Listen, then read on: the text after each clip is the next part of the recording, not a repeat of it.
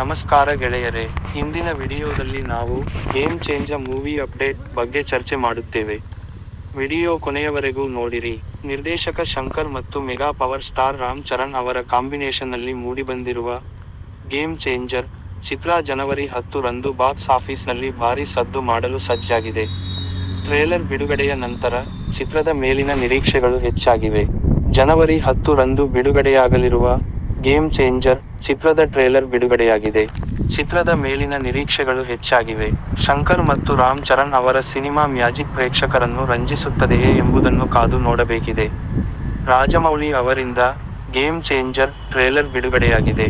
ಶಂಕರ್ ಮತ್ತು ರಾಮ್ ಚರಣ್ ಬಗ್ಗೆ ರಾಜಮೌಳಿ ಆಸಕ್ತಿದಾಯಕ ಮಾತುಗಳನ್ನಾಡಿದ್ದಾರೆ. ಶಂಕರ್ ಅವರ ಮೊದಲ ನೇರ ತೆಲುಗು ಚಿತ್ರ ಇದಾಗಿದೆ ಎಂದು ರಾಜಮೌಳಿ ಹೇಳಿದರು.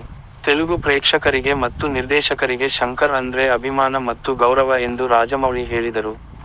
ಪ್ಯಾನ್ ಇಂಡಿಯಾ ಚಿತ್ರಗಳಿಗೆ ಶಂಕರ್ ಮಾದರಿ ಎಂದರು. ಒಕೆ ಒಕ್ಕಡು ತಮ್ಮ ನೆಚ್ಚಿನ ಚಿತ್ರ ಎಂದು ರಾಜಮೌಳಿ ಹೇಳಿದರು.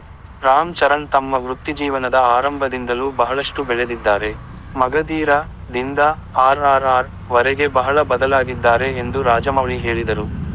ರಾಮ್ ಚರಣ್ ಅವರ ಬೆಳವಣಿಗೆಯ ಬಗ್ಗೆ ಸಂತೋಷ ವ್ಯಕ್ತಪಡಿಸಿದರು. ರಾಮ್ ಚರಣ್, ಕುದುರೆ ಮತ್ತು ರಾಜಮೌಳಿ ಒಂದು ಮಾರಕ ಸಂಯೋಜನೆ. ಮಗಧೀರ ಮತ್ತು RRR ಚಿತ್ರಗಳಲ್ಲಿ ರಾಮ್ ಚರಣ್ ಅವರ ಕುದುರೆ ಸವಾರಿ ದೃಶ್ಯಗಳನ್ನು ರಾಜಮೌಳಿ ಅದ್ಭುತವಾಗಿ ಚಿತ್ರೀಕರಿಸಿದ್ದಾರೆ. ಗೇಮ್ ಚೇಂಜರ್ ಟ್ರೇಲರ್ನಲ್ಲಿ ಕೂಡ ರಾಮ್ ಚರಣ್ ಕುದುರೆಯ ಮೇಲೆ ಕಾಣಿಸಿಕೊಂಡಿದ್ದಾರೆ. ರಾಮ್ ಚರಣ್ ಕುದುರೆ ಸವಾರಿ ದೃಶ್ಯಗಳ ಬಗ್ಗೆ ರಾಜಮೌಳಿ ತಮಾಷೆಯಾಗಿ ಕೆಲವು ಮಾತುಗಳನ್ನಾಡಿದರು.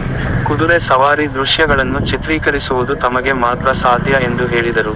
ಈ ಚಾನೆಲ್ನಲ್ಲಿ ಹೊಸದಾಗಿ ಇದ್ದರೆ ದಯವಿಟ್ಟು ಸಬ್ಸ್ಕ್ರೈಬ್ ಮಾಡಿ ಮತ್ತು ನಮ್ಮ ಹೊಸ ಅಪ್ಡೇಟ್ಗಳಿಗಾಗಿ ಬೆಲ್ ಐಕಾನ್ ಒತ್ತಿರಿ.